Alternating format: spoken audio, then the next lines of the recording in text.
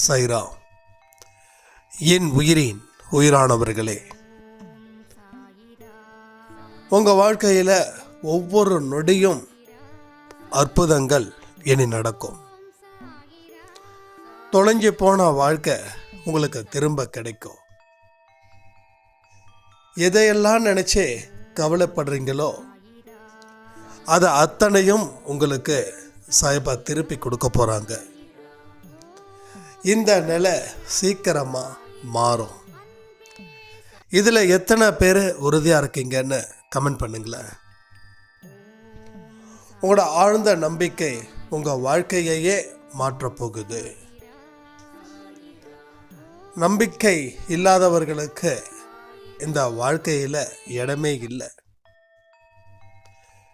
நம்பிக்கையை நாம் என்னைக்கும் கைவிடாமல் ஒவ்வொரு இடத்துலையும் என்னுடைய சாயப்பா என்ன ஆசீர்வதிப்பாங்க, என் வாழ்க்கையை வளம் சேர்ப்பாங்க அப்படின்ற ஒரு நம்பிக்கையோட ஒரு அடியையும் நீங்கள் எடுத்து வச்சா நான் மேலே சொன்ன அந்த விஷயங்கள் உங்கள் வாழ்க்கையில் நிச்சயமாக நடக்கும். எங்கே உண்மையோ, எங்கே அன்போ, எங்கே இரக்கமோ இருக்குதோ அங்கே சாயப்பா வாழ்ந்துக்கிட்டு இருக்காங்க. சாயப்பா வாழ்வதற்கு ஒரு இடம் நாம் ரெடி பண்ணிட்டா அதுக்கப்புறம் உங்கள் வாழ்க்கையில் இனி மாற்றங்கள் பெரிய அளவில் மாற்றத்தை, ஒரு தாக்கத்தை ஏற்படுத்தும். உங்கள் வாழ்க்கை இருண்டு போய் இருக்கு, கவலைகளால் ஆழ்ந்த துக்கத்தில் இருக்கீங்க. உங்களை புரிஞ்சுக்காம நிறைய பேர் இருக்காங்க. உங்களை கேவலப்படுத்துறதுக்குன்னு ஒரு கூட்டம் சுற்றிக்கிட்டே இருக்கு. எல்லா விஷயத்துக்கும் முட்டுக்கட்டை போட்டுக்கிட்டு தான் இருக்காங்க. நீங்கள் இப்போ நினைக்கலாம், ஒரு மோசமான இடத்துல நாம் வாழ்ந்துக்கிட்டு இருக்கோம், இதில் இருந்து தப்பிக்கவே முடியாதுன்னு நீங்கள் முடிவு பண்ணியிருக்கலாம்.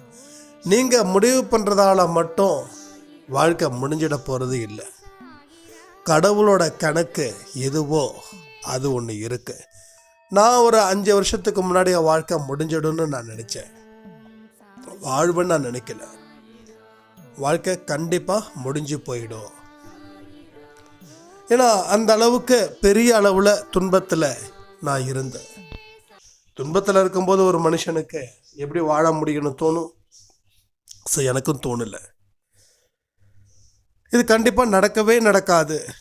இதெல்லாம் நடந்துட்டா இந்த உலகத்தில் இருக்கிற அத்தனை பேரும் சந்தோஷமாக வாழ்வாங்களே, அந்த நிலைக்கு என் மனசு தள்ளப்பட்டுச்சு. ஆனால் கடவுளுடைய கணக்கின்படி என்ன அவர் வாழ வைக்கலையா என்ன? அதே மாதிரி எல்லா கடவுளும் எல்லா மனுஷனையும் வாழ வைக்கணும்னு விருப்பப்படுறாரு. யாரெல்லாம் அவர்கிட்ட கை கோர்க்குறாங்களோ அவங்க அந்த வாழ்க்கையை வாடுறாங்க. கை கோர்க்க மறுக்கிறவர்கள் வாழ்க்கையை தொலைக்கிறாங்க. சாயப்பா நிறைய பேருக்கு நிறைய அற்புதங்களை செஞ்சுக்கிட்டு தான் இருக்காரு. சில பேருக்கு வெட்டுக்கிளியா, சில பேருக்கு ஈயா, சில பேருக்கு உணர்வுகள் மூலமாக, சில பேருக்கு நபர்களின் மூலமாக, சில பேருக்கு வாசகங்கள் மூலமாக, சில பேருக்கு ஆடியோக்கள் மூலமாக அவர் எல்லா இடத்துலையும் உறுதிப்படுத்துகிறாரு, நான் உனக்கு இருக்க, நீ எதற்காகவும் கவலைப்படக்கூடாதுன்னு. அதை அவர் உறுதிப்படுத்தினதுக்கு அப்புறமும் நாம் அதை ஏற்க மறுக்கிறோன்னா அவர் கூட கை கோர்க்க நாம் மறுக்கிறோம் தானே அர்த்தம். அப்போது எல்லா நல்ல விஷயங்களையும் ஃபாலோ பண்ணக்கூடிய நாம் நம்பிக்கை அப்படின்ற ஒரு விஷயத்தை மட்டும் நாம் முழுக்க ஃபாலோ பண்ணாமல் இருக்கிறதால நம்ம வாழ்க்கையில் இருக்கக்கூடிய பிரச்சனைகள் எப்படிப்பட்டதுன்றதை யோசிச்சு பாருங்கள். நீங்கள் இன்றைக்கி இந்த அளவுக்கு இருக்கிறீங்கன்னா உங்கள் வாழ்க்கையில் எந்த விதத்துலையும் நம்பிக்கையை ஏற்படுத்திக்கல. உங்கள் பிரச்சனைகள் தீருமா தீராதான்னு யாராவது கேட்டாங்கன்னா, என் பிரச்சனை எங்கே தீரப்போகுது, என் பிரச்சனை தீர்ந்தாதான் எனக்கு பிரச்சனையே இல்லையே அப்படின்னு நீங்கள் நினைக்கிறீங்க. இந்த வார்த்தைகளை கூட நம்பிக்கை இல்லை. ரொம்ப ஈஸியாக கண்டுபிடிச்சிடலாம். நீங்கள் அந்த வாழ்க்கையை கொண்டாடுறீங்களா இல்லை கஷ்டப்படுறீங்களா அப்படின்னு. உங்களோட ஒவ்வொரு வார்த்தைகளும் எப்படிப்பட்டதோ அதுதான் உங்கள் வாழ்க்கை. நாம் நிறைய சொல்லியிருக்கோம், நீங்கள் 24 மணி நேரத்தில் என்ன நினைக்கிறீங்க, எதை செஞ்சீங்க, எதை பற்றி பேசுனீங்க, இதுதான் உங்கள் வாழ்க்கையை தீர்மானிக்குது. தொடர்ந்து கவலைகளையும் துக்கங்களையும் பேசிக்கிட்டு நினச்சிக்கிட்டு எந்த ஒரு செயல்களையும் செய்வதில் ஒரு சுறுசுறுப்பு கிடைக்காம, எதை செஞ்சாலும் அது எனக்கு பிரச்சனைகளை ஏற்படுத்திடும் அப்படின்னு ஒரு பயத்தோட ஒரு செயலை செய்யக்கூடிய நீங்கள் உங்கள் வாழ்க்கையில் நம்பிக்கை இருக்குதுன்னு சொன்னால் அது எப்படி சாத்தியமாகும்? நேற்று நடந்த வாழ்க்கையை நாளைக்கும் அப்படி தான் நடக்கும்னு நாம் நினைக்கிறோம். நேற்று நாம் எல்கேஜி படித்தோம், இன்றைக்கி வேறு படிப்பு படிக்கிறோம். நேற்று படித்ததை இன்றைக்கி படிக்கலை, இன்றைக்கி படித்ததை நாளைக்கு படிக்கலை. ஒரு வருஷமும் ஒரு பாடத்தை நாம் படிச்சுக்கிட்டு தானே இருக்கோம். அப்போ வாழ்க்கைன்ற பாடத்தை மட்டும் ஏன் ஒரே பாடமாக தான் இருக்கும் அப்படின்னு நம்ம நம்புகிறோம். உங்களோட உதாரணத்தை ரொம்ப தத்துவ ரீதியாக தேட வேண்டாம். ஒரு நார்மலாக நம்ம வீட்டுக்குள்ளே என்னென்ன விஷயங்கள் இருக்குதோ, வீட்டுக்குள்ளே யாரெல்லாம் இருக்காங்களோ அவங்கள நீங்கள் கூர்ந்து பார்த்தீங்கன்னா அவங்க வாழ்க்கை பற்றி ஒரு அழகான படிப்பினையை கொடுப்பாங்க. எனக்கு ஒரு சாய்ராம் சொல்லியிருந்துக்கும் போது, தொட்டது எதுவுமே விளங்கலை, எதை தொட்டாலும் எனக்கு அது தோல்வியில் முடியுது, அதனால் எதை செய்கிறதுக்கும் எனக்கு பயமாக இருக்குது, ஆனால் என்னோடய ஆசை நிறைய விஷயங்கள் செய்யணும்னு. நீங்கள் எதிர்பார்த்த வாழ்க்கையை வாழாதது தான் இவ்வளோ பிரச்சனைன்றது உங்களுக்கு தெரியுதா? நம்ம மனசு என்ன நினைக்குதோ அதை நாம் செய்யறது இல்லை. எனக்கு ஒரு சாய்ராம் சொல்லியிருந்தாங்க, முன்ன மாதிரி என்னால் ஒர்க் பண்ண முடியல, நான் சொந்தமான பிஸ்னஸ் வச்சுருக்கேன், எப்போ பார்த்தாலும் பெருமூச்சு விட்டுட்டே இருக்கேன், என்னை தேடி கஸ்டமர் யாராவது வந்தாங்கன்னா கூட அவங்கக்கிட்ட கூட என்னால் நிம்மதியாக பேச முடியல, எனக்கு உடம்பு ரீதியாகவும் மன ரீதியாகவும் எந்த பிரச்சனையும் இல்லை, நான் கல்யாணம் ஆகாதவன் அப்படின்னு சொல்லும்போது எனக்கு ஒரு கன்ஃபியூஷன். ஏதாவது பிரச்சனை இருந்தால் தான் அப்படி இருக்கும். எந்த பிரச்சனையும் இல்லாமல் ஒரு மனுஷன் இருக்கானா அதுதான் உனக்கு பெரிய பிரச்சனையாக மாறும். இப்போ எனக்கு ஒரு பிரச்சனை இருக்குது, அதை நான் ஐடென்டிஃபை பண்ணிட்டேன் அப்படின்னா நான் அதை நோக்கி போகலாம். எனக்கு எந்த பிரச்சனையும் இல்லை, ஆனால் நான் டல்லாக இருக்கேன்னா இது மிகப்பெரிய ஆபத்தில் போய் முடியும் அப்படின்னு நான் நினச்சதால நான் ஒரு சில விஷயத்த சொன்னேன். அதை உங்களுக்கு நான் சொல்கிறேன். உங்களுக்கு என்ன பிடிக்குதோ அது தினமும் ஒரு 1/2 மணி நேரம் செய்யுங்க, அது நல்லதாக இருக்கட்டும். அப்போ அந்த சாய்ராமுக்கு நான் கேட்டேன், உங்களுக்கு என்ன அதிகமாக பிடிக்கும்?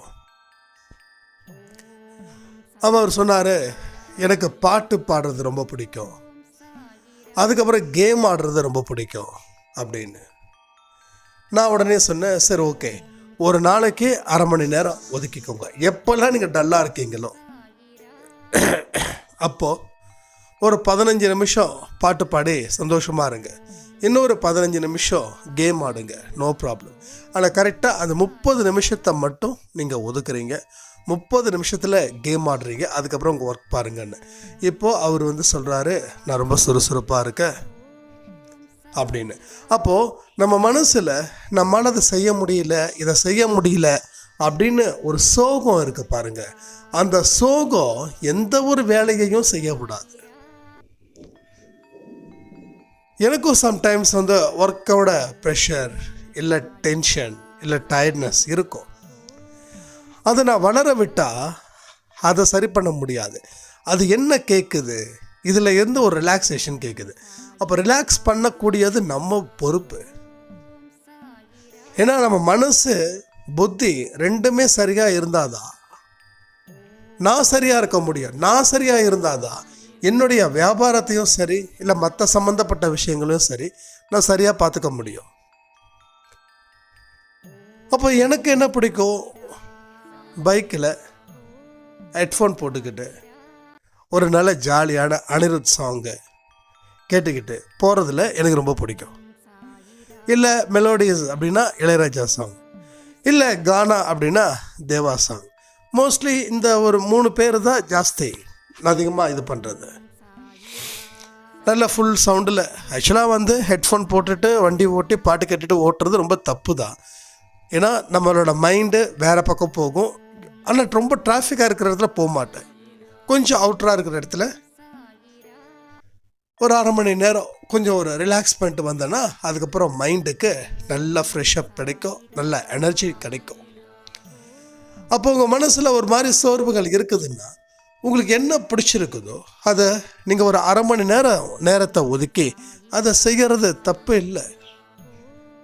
உடனே சில பேர் சில சைராம் ஆண்களை சொல்கிறேன், எனக்கு ஒயின் ஷாப் போனால் தான் எனக்கு பிடிக்கும், கொஞ்சம் ரிலாக்ஸ் பண்ணிவிட்டு வரலாமா அப்படின்னு சொல்லக்கூடாது. உங்கள் உடலுக்கும் உங்கள் மனதுக்கும் எது அது கெடுதலை கொடுக்குதோ அது மிகப்பெரிய பாவம். உங்களுக்கு நீங்களே பாவம் செஞ்சாலும் அது பாவ கணக்கு தானே. அதை நீங்கள் புரிஞ்சுக்கணும் இல்லையா?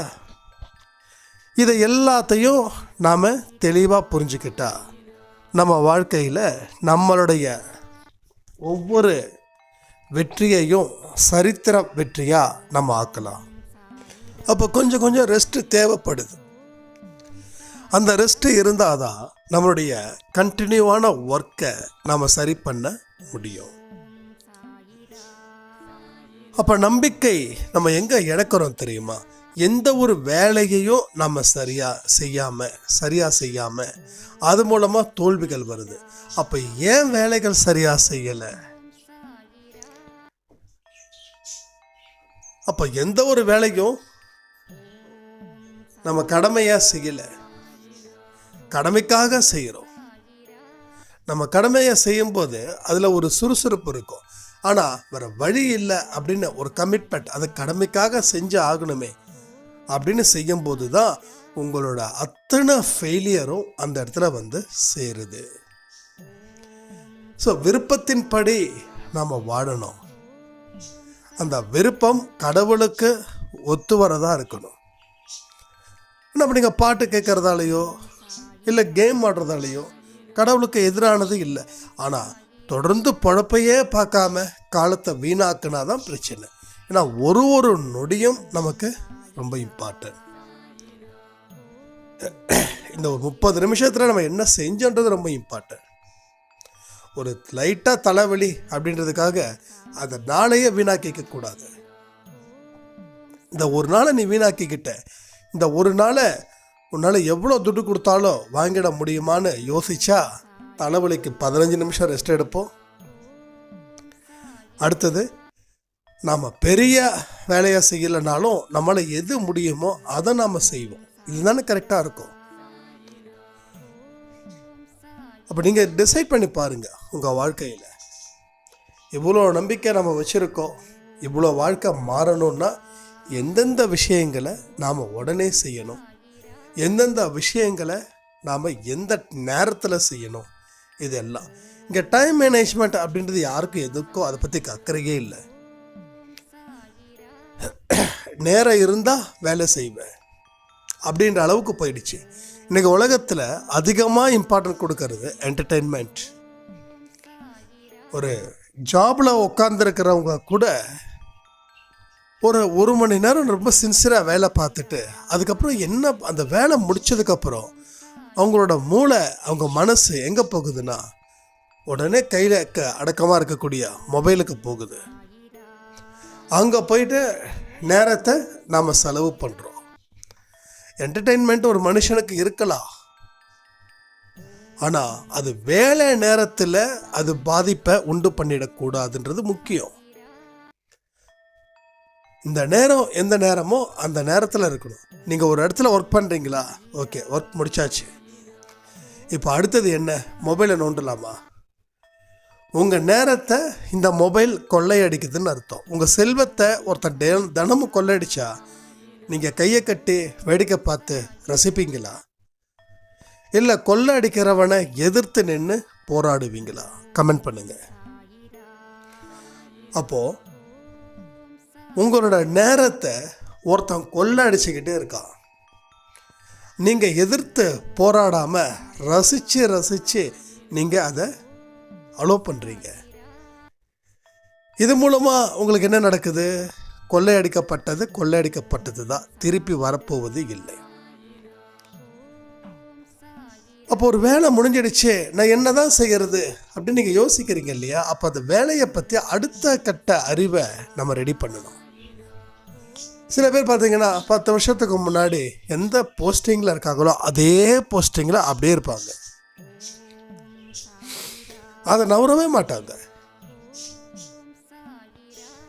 ஒரே மாதிரி. ஏன்னா இவங்களோட மெயின் ஒர்க் எப்படி இருக்கும் அப்படின்னா, ஓனர் என்ன சொல்கிறாரோ அதை செஞ்சு முடிச்சிட்டா என் வேலை முடிஞ்சது, அதுக்கப்புறம் எனக்கு என்ன பெரிய இது அப்படின்ற மாதிரி கடமைக்காக வேலை செய்கிறவர்கள் அப்படி தான் இருப்பாங்க. இப்போ உங்கள் ஓனர் சொல்லக்கூடிய வேலைகளை செஞ்சிட்டீங்க. உங்கள் வேலையோட தன்மை, உங்கள் வேலையோட எதிர்காலம், உங்கள் வேலை எப்படிப்பட்டது, முதல்ல உங்களோட கம்பெனி எதை நோக்கி போகுது, அதுக்கு உண்டான விஷயங்கள், இதையெல்லாம் நீங்கள் அப்டேட் பண்ணணும். அந்த நேரத்தில் அதுக்கு தகுந்த மாதிரி ஒரு தனியாக டைரியை போட்டு மென்ஷன் பண்ணி உங்களுக்கு நோட் பண்ணி ஒவ்வொரு விஷயத்தையும் நீங்கள் அப்டேட் பண்ணிக்கிட்டே இருக்கணும். அப்போ அப்டேட் பண்ணிக்கிட்டே இருந்தீங்கன்னா என்ன ஆகும்னா, அடுத்த 5 to 10 வருஷத்துக்குள்ள அதே மாதிரி ஒரு கம்பெனியை நீங்கள் ஆரம்பித்து நீங்கள் முதலாளியாக மாறுவீங்க. சில பேர் ரொம்ப ஒரு ஒன்றுத்துக்கும் உதவாத ஒரு டைலாக்கை சொல்லுவாங்க, என்ன தான் பண்ணாலும் ஒட்டுறது தானே ஒட்டும் அப்படின்னு. எதுக்கோ சொன்ன ஒரு விஷயம் அது எல்லாத்துக்கும் அப்ளை ஆகிடுச்சு. என்னதான் நான் அதுக்காக பணம்னு சொல்லி அலைய சொல்லலை.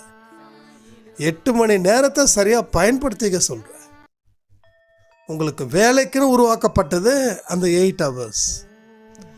அந்த வேலைக்குன்னு உருவாக்கப்பட்டதுலேயும் நீங்கள் என்டர்டெயின்மெண்ட் ஹவர்ஸ்லேயும் என்டர்டெயின்மெண்ட்டு, தூங்கும்போது உங்களுக்கு என்டர்டெயின்மெண்ட்டு. அப்போ 24 மணி நேரத்தில் நீங்கள் முழிச்சிட்ருக்கிற நேரம் 8 மணி நேரம், ஒரு 6 மணி நேரம் தூங்குகிற நேரத்தை தாண்டி மீதி இருக்கக்கூடிய நேரத்தில் நீங்கள் என்ன உருப்படியாக செஞ்சீங்கன்றதை யோசிச்சு பாருங்கள். ஒன்றும் இல்லை, நேற்று 12 மணியில் இருந்து இன்னைக்கு 12 மணி வரைக்கும் சும்மா ஒரு ரஃப்பாக ஒரு பேப்பர் எடுங்க. 12 மணியில் இருந்து நேற்று 12 வரைக்கும் என்ன பண்ணீங்க, 12 இருந்து 1 வரைக்கும் என்ன பண்ணீங்க, 1 1:30, 1:30 2, இது மாதிரி ஒரு அரை மணி நேரமும் போட்டு இன்னைக்கு 12 மணி வரைக்கும் முடிங்க. இப்போது உங்களோட ஹவர்ஸில் தூங்குகிற நேரம் எவ்வளோ நேரம் தூங்குனீங்க, மொத்தமாக சொல்கிறேன், எவ்வளோ நேரம் ஒர்க் பண்ணீங்க, எவ்வளோ நேரம் ஒர்க் பண்ணாமல் சும்மாவே இருந்தீங்க, எவ்வளோ நேரம் உங்கள் ஃபியூச்சரை பற்றி ஆரோக்கியமாக யோசிச்சிங்க. இதை டைம் ஷெட்யூல் போட்டு எனக்கு இதுக்கு இந்த ஆடியோவுக்கு கீழே கமெண்ட் பண்ணுங்கள். இதுதான் உங்களோட ரொட்டீனாக இருக்குது. இதுதான் உங்கள் ரொட்டீன். இன்னைக்கு நேற்றும் இதான் நடந்தது, அதுக்கு முந்தானேத்தும் இதான் நடந்தது, போன வாரமும் இதே நடந்தது, போன மாதமும் இதான் நடந்தது, போன வருஷமும் இப்படி தான் நடந்தது. அப்போ இந்த ஒரு அரை மணி நேரத்தில் நீங்கள் என்ன செஞ்சீங்க அப்படின்ற ஒரு இது இருந்துச்சுன்னா தான், நீங்கள் நோட் பண்ணாதான் ஒவ்வொரு தடவை அதை படிக்கும் போதும் உங்களுக்கு தெரியும் எவ்வளோ நேரத்தை நாம் செலவு பண்ணியிருக்கோம், எவ்வளோ காலத்தை விரயமாக்கியிருக்கோம் அப்படின்னு உங்களுக்கு அந்த ஷெட்யூல் தெரியும். இது எல்லாருமே பண்ணுங்க. எல்லாருமே ஹவுஸ் ஒய்ஃபாக இருக்கிறவங்களும் சரி, இல்லை ஒர்க்கிங்கில் இருக்கிற ஆண்களும் சரி, பெண்களும் சரி, இல்லை படிக்கிற பசங்க நம்ம ஆடியோ கேட்குறவங்க இருக்கீங்க இல்லையா, அவங்களும் சரி, என்ன செஞ்சீங்க?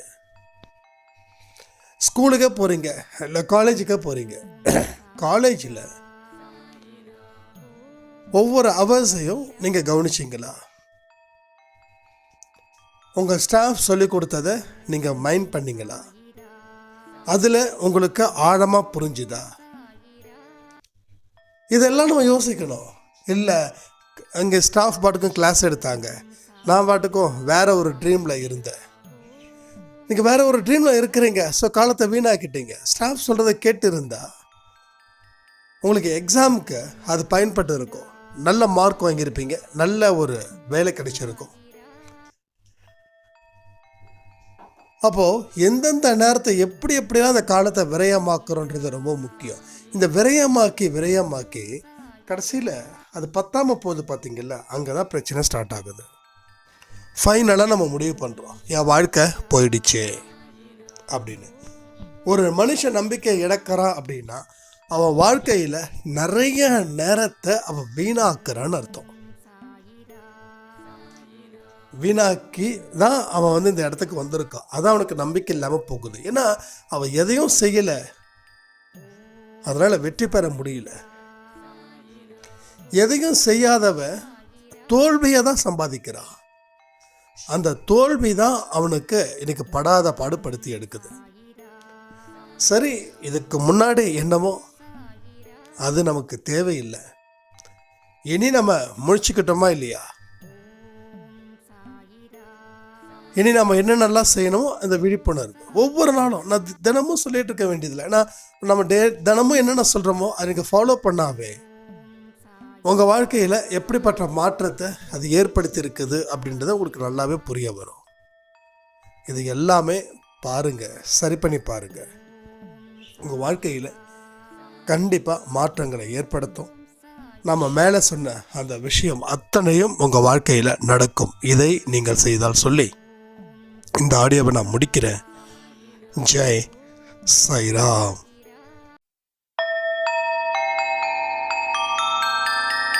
ஓம் சாயிரா சாயிரா, ஓம் சாயிரா சாயிரா, ஓம் சாயிரா சாயிரா, அன்பே சாயிரா, பேரன்பே சாயிரா, அகிலம் தளிக்க ஆத்மா விழிக்க அனுதினம் சாயிரா, எங்கள் அன்பே சாயிரா.